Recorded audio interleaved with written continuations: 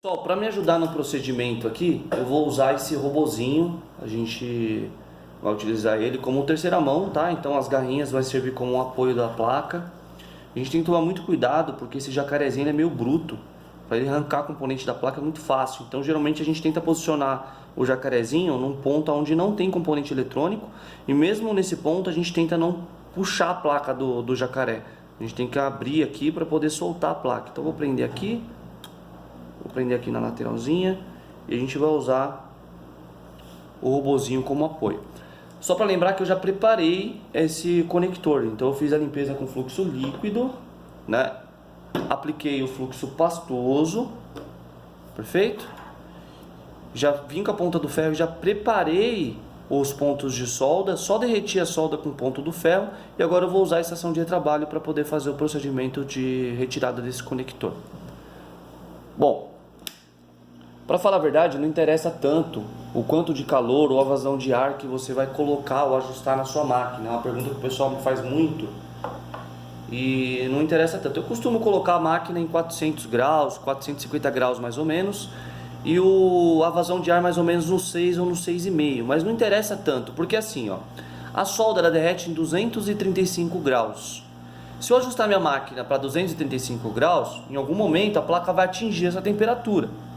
Quando eu coloco a minha máquina em 450 graus e eu coloco a estação de trabalho aqui e tiro, a minha placa ela não atinge 450 graus. Eu vou ter que manter o calor ali para a placa absorvendo temperatura e atingir a temperatura de fusão. Então, na verdade, o mais importante é você conseguir achar o tempo que a sua máquina leva para conseguir colocar a solda em ponto de fusão. Eu ajustei a minha aqui para 420 graus. Eu vou pré-aquecer a placa, aí entra no mesmo macete. Quanto mais quente a placa tiver, menos tempo eu vou ficar no conector para conseguir tirar ele. Então eu vou elevar a temperatura da placa por mais ou menos uns 25 a 30 segundos, a uns 2 dedos de distância, em movimentos rápidos. Nesse procedimento a gente não tem risco de danificar plástico, derreter, por exemplo, um slot de chip, ou um botão power, ou uma câmera, porque a ideia é só ir a placa absorvendo o calor, atingindo a temperatura um pouco mais alta, para poder ficar mais fácil a gente tirar esse conector. Então vamos elevando a temperatura da placa. Com certeza que a placa já está na temperatura bem mais quente do que a temperatura ambiente.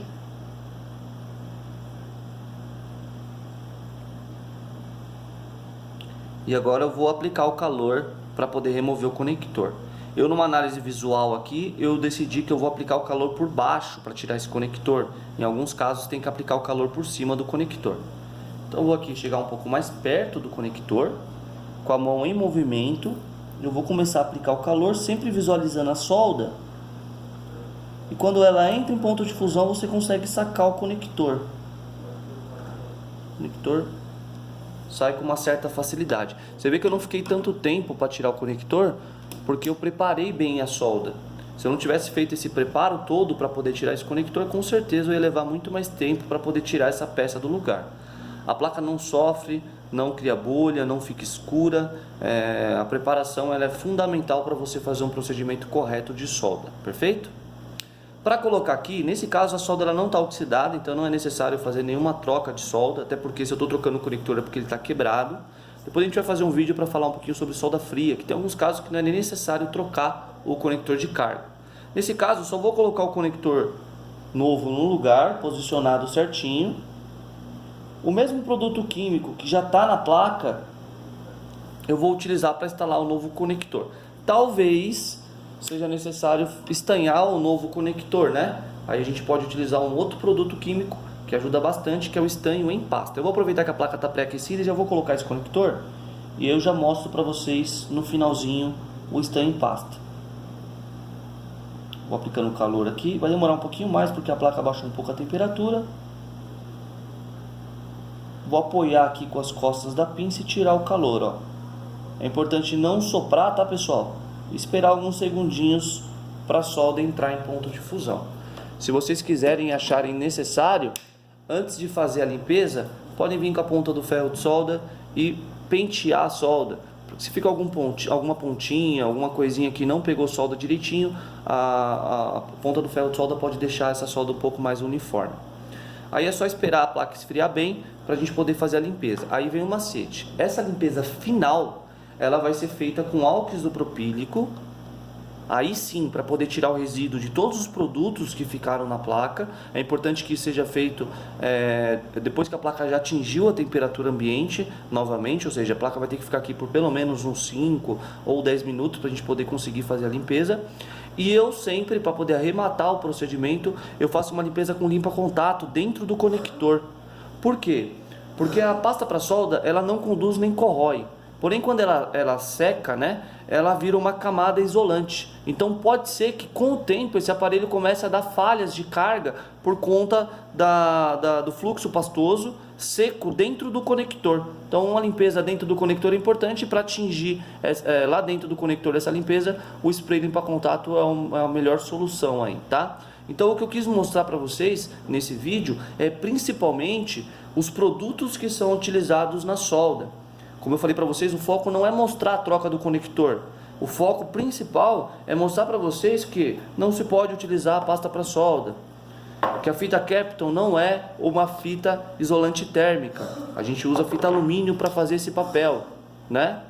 E que o fluxo líquido, né, que o pessoal usa de forma errada, geralmente o pessoal aplica o fluxo líquido na peça e já aplica calor em cima, ele é utilizado para uma limpeza pré-solda, que é justamente para baixar a umidade da solda.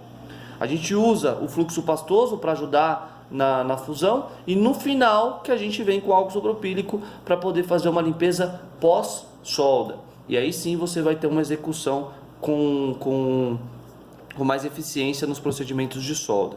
É por isso que muita gente não gosta de fazer, né, esse serviço, porque não entende as técnicas, as ordens dos produtos e assim por diante. Eu já estou tirando a fita aqui, ó, porque um macete que é importante é que essa fita, quando ela seca, você aplica calor nela, ela esfria, se ela grudar na placa, para tirar é muito difícil. Então geralmente eu já aproveito que a placa está um pouco quente e já tiro a fita alumínio do lugar. Beleza? Então o conector está instalado. Eu tirei e coloquei o mesmo conector, como era só um exemplo, né? Mas mesmo assim o conector está em perfeito estado, tá? A placa ela não delamina, não cria bolha, né? Isso aqui é fluxo, ó. Dá para ver direitinho, tá vendo? Ó?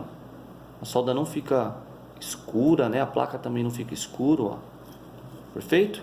Então aqui são essas técnicas aqui que a gente utiliza para poder fazer um serviço de solda com qualidade e excelência.